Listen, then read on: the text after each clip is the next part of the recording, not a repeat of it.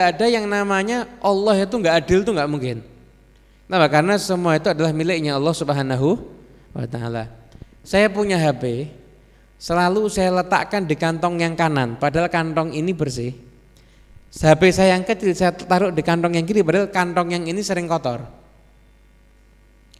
Apakah masuk akal kalau seandainya kedua HP itu protes? Kenapa kok saya di kantong yang ini? Kamu dolim. Kenapa kok begitu? Tidak bisa. Ternyata saya yang punya HP siapa? Saya kok. Jadi tidak ada kata-kata Allah itu dolim, nggak ada. Kita semua ini miliknya Allah Subhanahu wa Ta'ala. Harus ingat ya, kita semua ini miliknya Allah Subhanahu wa Ta'ala. Dan kita adalah budaknya Allah. Apa bedanya budak dengan orang merdeka? Kita kalau hubungannya dengan Allah, kita bukan merdeka. Budak itu ngikuti aturan majikan. Lah kita mengikuti aturan Allah Subhanahu wa Ta'ala. Allah perintahkan kita untuk bangun subuh, ya kita bangun subuh. Allah perintahkan kita untuk sholat ketika zuhur, ya kita sholat. Allah perintahkan kita untuk kita sholat asar, maghrib, isya, ya kita asar, maghrib, isya. Allah larang kita zina, ya kita zina. Gak usah pakai tanya kenapa kok tidak boleh, tidak ada. Budak kok nanya. Budak itu ya manut, gak usah nanya. Kita ini gak merdeka. Kita ini hidup harus mengikuti aturannya Allah. Ya ikuti aturan itu. Ikuti aturan itu. Ikuti. Nah, kita bersaksi Tuhan kita adalah Allah Subhanahu wa Ta'ala, berarti kita akan menerima semua ketentuan Allah Subhanahu wa Ta'ala dan akan berusaha semaksimal mungkin untuk menjalankan semua aturan-aturan Allah Subhanahu wa Ta'ala. Sampai di sini bisa dipahami ya. Nah, sekarang kita akan lanjutkan lagi. Kata Rabbuna Allah. Rabb itu maknanya apa? Rabbun bermakna Tuhan, bisa ya? Tuhan bisa. Bermakna yang lain? Bisa juga. Bermakna pemelihara bisa. Bermakna penolong juga bisa. Nah, dikatakan dalam kitab Mawaqifut Tasawuf bahwasanya Rabb itu juga bermakna muslih.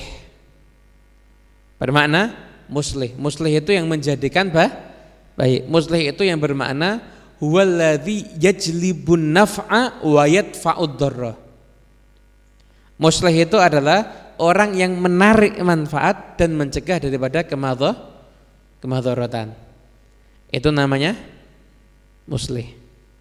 Allah Subhanahu wa Ta'ala itu akan mendatangkan manfaat dan akan menjauhkan daripada kemadharatan, dengan catatan kita adalah orang yang mengakui, baik mengakui secara lisannya, baik mengakui secara hatinya, dan mengakui secara perbuatannya bahwasanya Tuhan kita adalah Allah Subhanahu wa Ta'ala. Rabbnya kita adalah Allah. Makanya orang yang berkeyakinan saya itu pokoknya ikut aturan Allah, manut sama Gusti Allah, istiqomah di dalam itu, maka berarti insya Allah dia adalah orang-orang yang akan mendapatkan kebaikan dalam semua urusan dunia dan akhiratnya. Benar. Cukup di sini aja. Nah, mantap. Nanti yang dari sana kasih ini dari sini ya. Ngalir gini semuanya, enggak ngaji sampean gini terus nanti akhirnya. Cuma nganukkan kopi. Nah, cukup. Ya, jangan cukup situ ya. Mereka kalau terlalu banyak aktivitas, ngajinya enggak bisa khusyuk nanti ya. Jadi yang membagikan kopi segera cepat dibagikan. Kopi itu sakjane paling enak waktu tanya jawab atau sebelum ustadznya datang malah enak. Itu paling enak bagikan kopi di situ. Jelas ya? Oleh tafsir penting. Rabbuna Allah, Tuhan kami adalah Allah. Setelah dia mengakui Tuhannya adalah Allah, tadi Rabb tadi maknanya apa? Rabb tadi maknanya muslih, yang menjadikan kebaikan. Maka setiap orang yang meyakini Tuhannya Allah, baik meyakini hatinya atau menyatakan dengan lisannya atau mewujudkan dengan perbuatannya bahwasanya Tuhannya itu adalah Allah Subhanahu wa taala, maka dia akan mendapatkan soluha amruhu, akan baik semua urusannya, baik urusan dunianya ataupun urusan akhiratnya. Jelas ya? Apakah cukup orang hanya menyatakan Tuhannya Allah? Enggak. Tsumastaqamu. Kemudian dia harus istiqomah. Istiqomah ini kalau kita pinjam bahasanya Kiai Haji Zainuddin MZ. Istiqomah itu maknanya stabilnya temperatur batin. Muhammadah. Stabilnya temperatur batin itu namanya istiqomah. Lah kalau kita mau pakai bahasa yang paling simpel, istiqomah itu apa? Stabil. Tetap. Atau bahasa Jawanya ajek. Itu namanya istiqomah. Jadi orang yang mengakui Tuhannya itu adalah Allah, setelah itu dia itu stabil di situ, enggak berubah di dalam pengakuannya, stabil terus, dan dia pun ajek terus di situ, maka dia akan mendapatkan berbagai macam hadiah. Apa hadiahnya? Tatanazzalu alaihimul malaikah. Maka akan turun kepadanya itu para malaikat.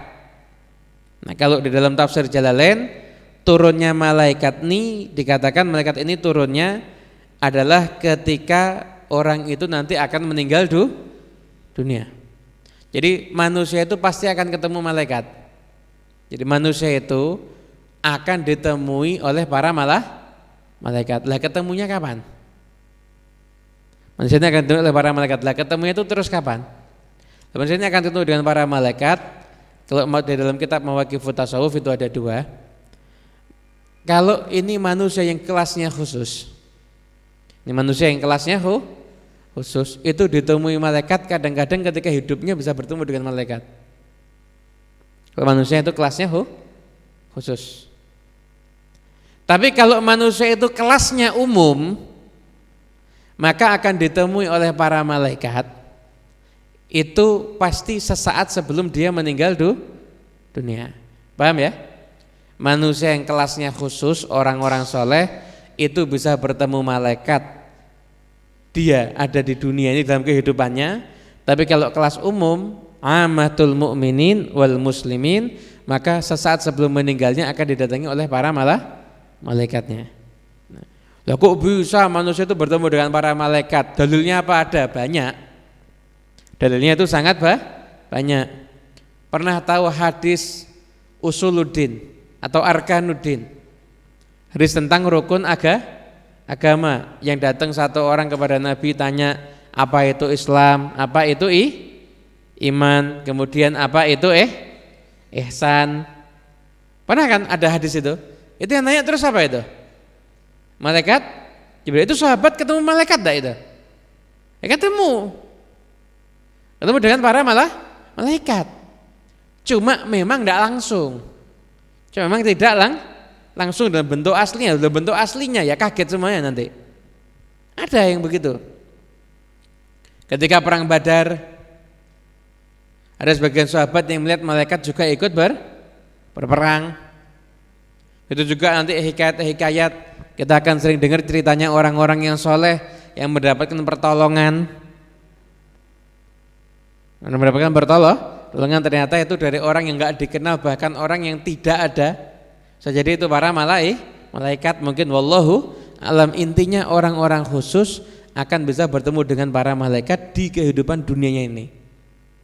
Tapi kalau orang umum sesaat sebelum meninggalnya asalkan dia iman dan mati dalam iman akan bertemu dengan para malaikat di saat-saat dia akan meninggal dunia. Malaikatnya mengatakan alla takhafu wa la tahzanu. Janganlah kamu takut. Takut apa? Dengan kamu takut sama kematian dan apa-apa yang setelah kematian. Wa la tahzanu, dan janganlah juga kamu bersedih. Bersedih kenapa? Atas yang kamu tinggal, keluarga kamu, anak kamu, sahabat kamu, dan semua yang kamu tinggalkan. Kalau menurut tafsirnya Imam Jalaluddin, dalam tafsir Jalaluddin begitu. Allah takhafu itu kematian dan setelahnya alla tahzanu, sedih apa yang dia tinggal daripada keluarga, anak dan para istri. Ya itu.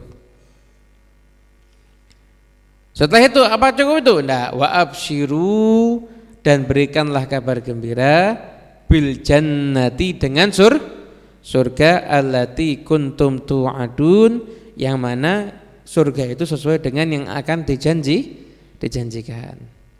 Nah, ayat ini kita akan kupas lagi. Maksudnya istiqomah itu apa sih? Istiqomah itu kan ajek maksudnya ya. Jadi istiqomah itu orang yang dikatakan beristiqomah adalah istiqomah di dalam tafsir Imam Al-Qushairi dibagi dua. Yang pertama ada mustaqimun fi usul. Dia istiqomah dalam pokok agamanya, berarti dia tidak pernah istilah berpindah agama. Juga ada istiqomah fil furu', yaitu yang artinya dia tidak pernah berbuat maksiat. Nah, kalau yang ini susah. Yang ini itu susah. Lah setidaknya, lah gimana biar kita ini istiqomah padahal kita ini suka berbuat maksiat. Begitu kita kepleset maksiat langsung kita segera tobat. Jadi posisi batin kita ini orang yang mukbil Allah, menghadapkan diri kepada Allah, bukan lari daripada Allah. Paham ya? Maksudnya istiqomah itu kita ini selalu menghadapkan diri kepada Allah, bukan orang yang lari daripada Allah. Kata orang yang akhirnya saya memaksiat aja, saya tidak mau taat lagi dah, hidup menderita, nggak mau sholat lagi, bukan itu. Kalau sampai kepleset maksiat, kembali lagi ibadah, ya Allah minta ampun. Jadi selalu kita ini orang yang menghadapkan diri kita kepada Allah Subhanahu wa taala. Wa absyiru bil jannah, kemudian berikanlah kabar gembira dengan surga yang mana telah dijanjikan bahwasanya orang-orang yang beriman, orang-orang yang soleh, maka dia akan mendapatkan surga. Kemudian nahnu awliyaukum, kita ini aulia, penolong kamu, bisa pecinta kamu juga bisa. Nah, ada ahli tafsir yang mengatakan nahnu awliyaukum, itu yang menyatakan siapa? Allah apa para malaikat? Ada mengatakan, maksudnya Allah mengatakan kepada orang yang istiqomah tadi, kami ini penolong kamu. Tapi ada tafsir yang lain yang mengatakan enggak, malaikat, kami ini para malaikat adalah penolong kamu fil hayati dunya, di dalam kehidupan dunia, wa fil akhirah, di dalam kehidupan akhirat. Nah ini di sini diterangkan maksudnya awliya itu bimaknal mahabbah, bisa dengan makna kami ini pecinta kamu, bisa wa takunu bimakna nusrah, juga bisa kami ini penolong kamu. Nahnu awliyaukum fil hayati dunya, kita ini penolong pecinta kamu di dalam kehidupan dunia. Dengan cara apa? Menolong dan mencintainya bitahqiqil ma'rifah, dengan benar-benar istilahnya menjadikan kita itu ngerti tentang Allah dan ngerti tentang status kita sebagai hamba Allah. Wa fil akhirah bitahsilil maghfirah, dengan cara kita mendapatkan ampunan daripada Allah Subhanahu wa taala. Dan juga yang mengatakan nahnu awliyaukum fil hayati dunya bil makna bil inayah, atau mana kami ini selalu memperhatikan kamu. Fil akhirah bi husnil kifayah wa jamil riayah, di akhirat dengan kecukupan yang baik dan perhatian yang juga baik. Dan juga mengatakan penolong di dunia itu maknanya kami akan menjadikan selalu kamu itu beriman di dunia dan kamu mendapatkan ampunan ada di akhirat. Kalau Syekh Abdul Qadir Al-Jazairi mengatakan malaikat itu menolong seorang muslim di dunia biilhamil khair, dengan memberikan ilham-ilham kebaikan. Kan ilham-ilham kebaikan. Contohnya ngajak orang itu untuk tambah taat. Ketika orang itu mau sholat sendiri, dia dikasih ilham, jangan sholat sendirilah, pahalanya dikit, lebih baik kamu sholatnya berjamaah 27 rakaat. Atau mungkin dengan cara misalkan ketika orang itu punya rezeki, ngasih ilham, kamu punya rezeki banyak, orang tua kamu dikasih, senangkan orang tua kamu, oh ya ilham untuk berbuat baik. Atau mungkin misalkan ketika dia akan berbuat maksiat, dapat ilham, jangan maksiat, jangan kamu lakukan maksiat. Kenapa? Kalau kamu nanti jauh dari Allah gimana? Akhirnya nggak jadi maksiat. Ini termasuk bentuk pertolongannya malaikat kepada kaum muslimin. Kalau di akhirat ada juga yang mengatakan ilhamnya itu bukan cuma kepada si orang yang istiqomah tadi, tapi juga untuk keluarganya. Harus saya bayangkan kalau Anda semangat berbuat baik, istrinya nggak semangat berbuat baik gimana? Ada istri, Masya Allah rajin ibadah, tapi suaminya tidak pernah sholat gimana? Tetap nggak enak kan? Nah, orang yang baik itu maka dirinya akan dapat ilham untuk berbuat kebaikan. Insya Allah semoga saja keluarganya, anaknya, istrinya juga akan mendapatkan ilham untuk berbuat kebaikan. Jadi ketika misalkan dalam rumah tangga, saya tuh kok misalkan suami saya tuh kok males diajak sholat, suami saya tuh kok begini, maka berarti kita harus memaksimalkan diri kita ini supaya lebih baik lagi. Memaksimalkan diri kita supaya lebih baik lagi, dan supaya dengan kebaikan kita mendapatkan pertolongan malaikat, dapat ilham berbuat baik, supaya suaminya juga dapat diilhami untuk berbuat baik. Misalkan saya tuh punya istri kok nggak mau pakai jilbab ya, kok nggak mau menutup aurat, gimana? Kamu harus jadi lebih baik lagi. Nanti istri kamu insya Allah akan Allah jadikan orang yang lebih baik lagi karena akan mendapatkan ilham-ilham kebaikan. Makanya orang itu soleh sendirian itu nggak enak. Orang itu jadi soleh sendirian itu nggak enak. Maka orang itu harus menjadikan keluarganya itu soleh, orang tuanya soleh. Kalau dia punya murid-muridnya juga menjadi orang-orang yang soleh. Itu fil hayati dunia. Kalau fil akhirahnya, yaitu dengan cara malaikat itu menjadi aulia, penolong dengan cara ta'nisan, yaitu menjadi penghiburnya, menjadi pendampingnya, menjadi pelayannya, menjadi semua yang mengaturkan segala urusannya. Dan di surga nanti manusia yang istiqomah akan mendapatkan semua yang dia inginkan. Kenapa sih surga itu kok dikatakan kenikmatannya ma la ainun ra'at wala udhunun sami'at wala khatara ala qalbi bashar. Surga itu tidak, kenikmatannya tidak bisa mata itu memandangnya yang lebih indah daripada itu. Tidak pernah mata memandang yang lebih indah daripada itu. Enggak pernah telinga mendengar yang lebih hebat daripada surga. Dan tidak pernah terlintas dalam hati manusia. Surga itu luar biasa indahnya. Tidak bisa bayangkan, lewong kalinya aja itu macam-macam. Ada kali susu, ada sungai susu. Nah, kalau pakai bahasa kali nanti yang dari Jakarta nggak ngerti nanti maksudnya apa. Ada sungai susu, ada sungai madu, ada sungai air yang segar, ada sungai arak, sungai Ciu enggak ada sungai arak itu yang kalau arak yang ada di dunia diminum teler orangnya ya, jadi langsung jadi bodoh orangnya. Tapi kalau araknya yang ada di surga diminum langsung orang itu tambah sehat, tambah semangat. Kemudian buah-buahannya orang batin datang. Apa enggak luar biasa? Batin itu udah datang. Batin aja itu langsung datang. Pengen ini jam segini ini enaknya ya makannya pizza hut ini. Langsung datang seret pizza. Enggak kayak pizza jauh lebih enak lagi. Mikir. Dan tidak ada kenyangnya loh katanya. Orang itu makan tidak ada kenyangnya di situ. Ya tetap enak terus. Setiap makan itu tetap enak terus. Mikir. Sate enak ini, sate langsung. Bahkan tuh kalau seandainya dia lihat kambing, lihat ini kalau jadi gulai, enak, langsung kambingnya berubah jadi gulai itu.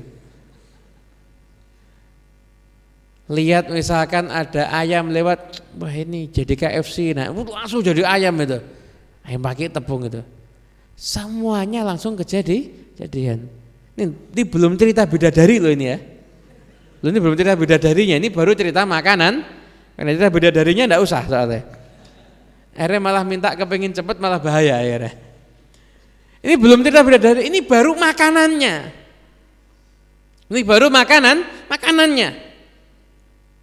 Nanti ada bidadarinya, ada keindahan bangunannya. Belum lagi orang itu sambah di surga itu semakin lama akhirnya semakin ingin yang lebih tinggi daripada itu semuanya. Apa? Yang lebih tinggi daripada surga apa? Kumpul sama Nabi Muhammad SAW.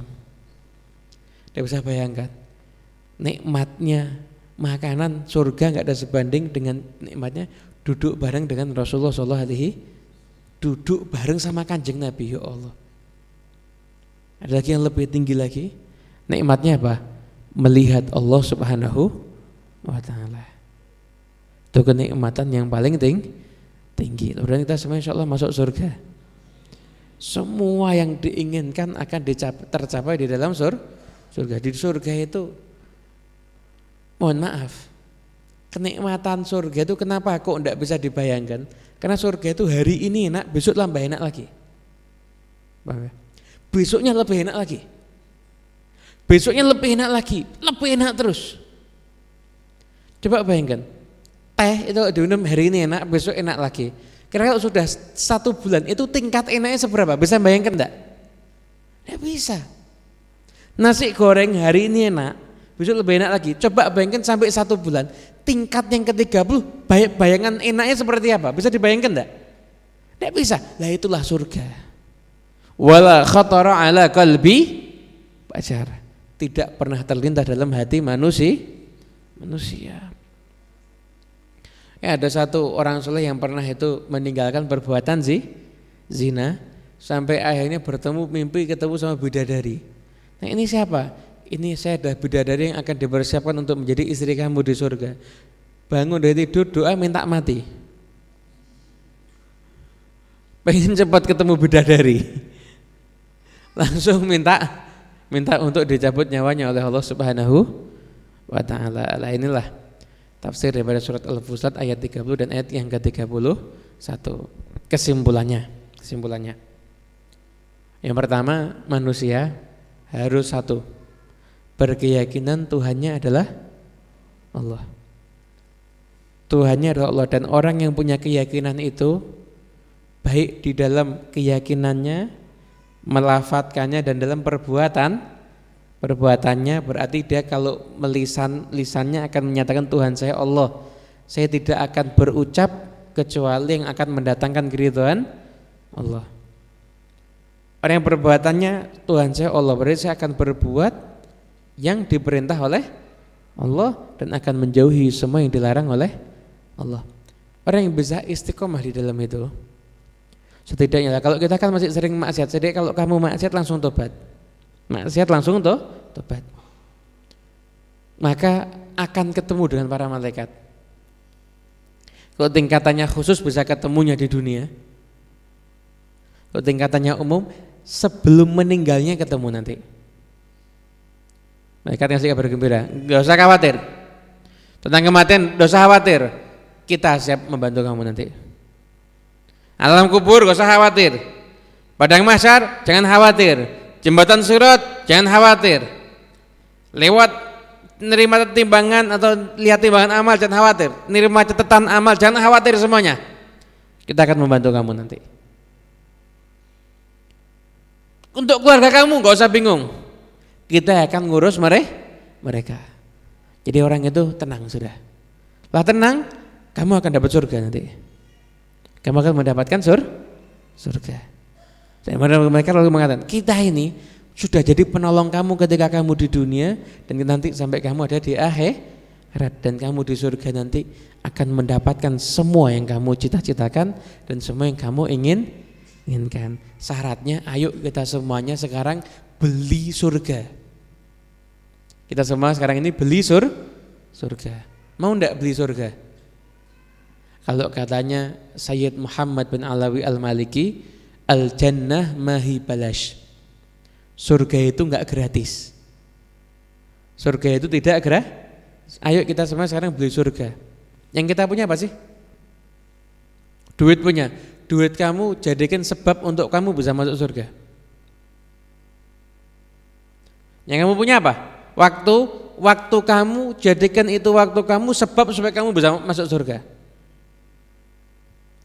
Istri kamu, jadikan istri kamu sarana supaya kamu bisa masuk surga. Anak kamu sarana supaya kamu bisa masuk surga. Mobil kamu, semua yang kamu miliki, ilmu kamu, pekerjaan kamu, profesi kamu, dengan apa yang kita miliki dalam diri kita, niatkan itu semuanya untuk membeli surganya Allah Subhanahu wa taala. Kita beli surga dengan itu. Tenaga kita untuk cari surga. Dengan apa yang kita bisa? Ya, lisan kita ada satu waktu nganggur. Orang kalau sudah mikir pengen surga enggak ada kata nganggur. Nganggur, itikaf ke masjid. Nganggur itu datang ke pengajian. Mau berangkat pengajian hujan.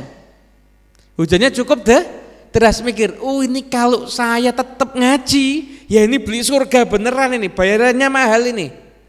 Berangkat ke tempat pengajian, mau dengarkan ayat-ayat Al-Quran, mau dengarkan hadis, mau dengarkan dawuhnya para ulama, mau ngaji biar jadi orang yang benar, mau berangkat diuji dengan hujan. Ini beli surga beneran, berangkat tetap dia. Orang kalau sudah pengen beli surga jadinya begitu. Jangan khawatir, malaikat akan jadi penolong kita insya Allah. Allah akan menjadi penolong kita. Allah itu akan jadi muslih yang akan mendatangkan manfaat dan menjauhkan madarat daripada kita. Syaratnya tadi beli surga, syaratnya harus beli surga. Dengan apa yang kita bisa? Punya uang kita punya duit, pakai menafkahi anak istri itu ya beli surga. Saya untuk sedekah semuanya, istri saya biar kelaparan, ya neraka namanya itu. Kamu yang lapar enggak apa-apa, istri kamu jangan sampai lapar. Jadi kalau mau zuhud, mau jadi orang zuhud, enggak cinta dunia, dirinya, jangan keluarganya diajak. Mau zuhud, makan satu hari cuma satu sendok, ya kamu. Jangan terus anaknya dibiarkan kelaparan, jangan. Ada bukan zuhud, bakhil itu namanya. Anak yang umur 3 tahun, zuhud nak, dosa minum susu, dosa pakai pampers nak, zuhud nak. Bakhil tuh bapaknya tuh, bukan zuhud namanya tuh.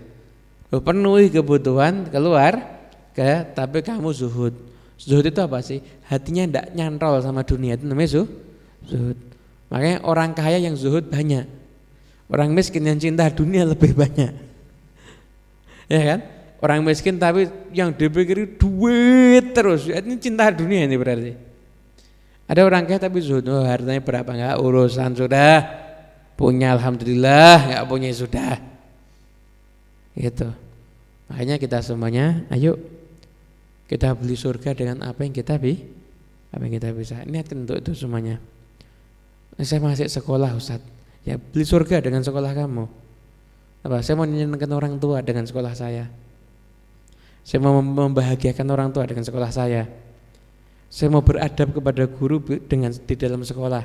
Saya enggak mau ganggu teman. Saya adalah seorang dokter, cari surga dan profesi kamu dokter, sembuhkan orang yang sakit biar dia bisa ibadah. Saya seorang polisi, beli surga dengan pangkat polisi kamu. Amankan daerahnya biar orang bisa dakwah, kiainya bisa dakwah, ustadznya bisa dakwah. Saya seorang pedagang, daganglah yang jujur biar orang dapat manfaat dari hasil dagangan kamu, dari barang dagangan kamu. Itu dengan semua profesi yang kita miliki, ayo kita membeli surga dan kita semuanya insya Allah jadi orang yang manfaat, jadi orang yang barokah, jadi orang yang mendapatkan kecintaannya Allah di dunia dan di akhirat. Amin ya rabbal alamin. Anallahu yaftah alaina alaikum futuhal arifin faqihna yakum fiddin wa alimna wa iyyakum ta'wil wahdina iyyakum ila sawa'i sabil rabbana hab lana min azwajina wa dhurriyyatina qurrata a'yun waj'alna lil muttaqina imama rabbana atina fid dunya hasanah wa fil akhirati hasanah wa qina adzabannar wa sallallahu ala sayyidina Muhammadin wa alihi wasallam alhamdulillahi alamin bismillahil fatihah. Bismillahirrahmanirrahim alhamdulillahi rabbil alamin arrahmanir rahim maliki yaumiddin iyyaka na'budu wa iyyaka nasta'in alladzina an'amta 'alaihim ghairil maghdubi 'alaihim waladdallin amin. Bismillahirrahmanirrahim. Allahumma salli wa sallim ala sayyidina Muhammadin miftahi babi rahmatillah.